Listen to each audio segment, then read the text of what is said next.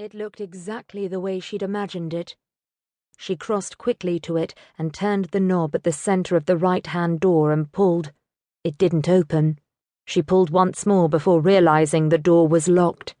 Yes, they would need security, but surely they wouldn't lock the library during the day when everyone was here. "Is there something I can help you with?" A skeletal old man put his hand on hers and removed it from the knob. His eyes were a strange green that reflected the light as if they were made of glass, and his slight smile had no good humor in it. He smelled strongly of a musky cologne and, more faintly, of the sour reek of an unwashed body. He spoke in a low voice, not quite a whisper. "I came to see the library," Alison replied at the same volume. "I'm afraid that's impossible. No one sees the library." He said it in the same way someone might say the sun rises in the east. "I wouldn't disturb anything. I just want to see it. I've come from Kingsport. My father is a publisher." The smile slipped away. "Being related to a merchant is nothing to recommend you." He thrust her hand from his as if she were contagious. "I've also had 4 years at the Scholia, if that matters to you," Alison said, stung. "It might, if you'd achieved the robe while you were there." The man put his hand on her elbow and steered her away from the door. "Feel free to use the catalogue to request books," he added. He indicated the book on the lectern. "The library is open to all." Alison wrenched away from his grasp and went to the lectern, her face burning. Open to all indeed. She'd only wanted to see it. The masters at the Scholia, most of them anyway, tended toward arrogance and territorialism, but she'd thought that the Royal Library would be different because— what had she expected? That they'd open their doors to her because she really, truly wanted them to. Putting her hand on the catalogue's cover, worn from years of other hands touching it, she had to laugh at herself.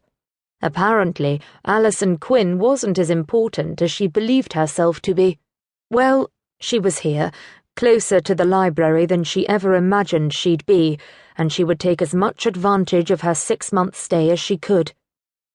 She lifted the cover of the catalogue and paged through the first section, breathing deeply to inhale the scents of paper and old leather, the smells of her childhood.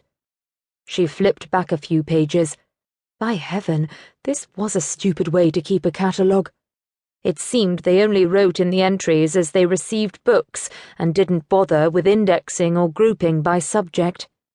How anyone might find anything in this mess, but then she knew from her years of study that Scholia-trained librarians developed their own organizational systems they wouldn't share with others. They claimed it was to teach reasoning and independence of thought, but Alison was certain they did it to make themselves the gatekeepers of knowledge. A library was worthless if you couldn't find what you needed to know. She turned a few more pages. They'd cut the spine and wedged in new pages at the back, so the book was nearly 5 inches thick. She turned all the way to the back. They dated the new entries. How strange. The final entry was nearly 2 years old. Surely the Royal Library hadn't stopped acquiring books. "Excuse me," she said to the skeletal man, who was still hovering near the library door as if he were afraid she might try to break it down. "I notice it's been a few years since the library bought anything new. Why is that?" He fixed her with his eerie green glass eyes. "We only accept the highest quality literature," he said. "Much of what is being printed today is worthless, of no interest to the ages. We see no reason to clutter our shelves with such." "But—" "Your father is a publisher, yes? You must know better than most the truth of what I say.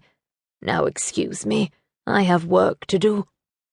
He didn't move, just stood there and stared her down until, a little unsettled, she turned and left the scriptorium, pretending she wasn't running away. In the hallway, she stood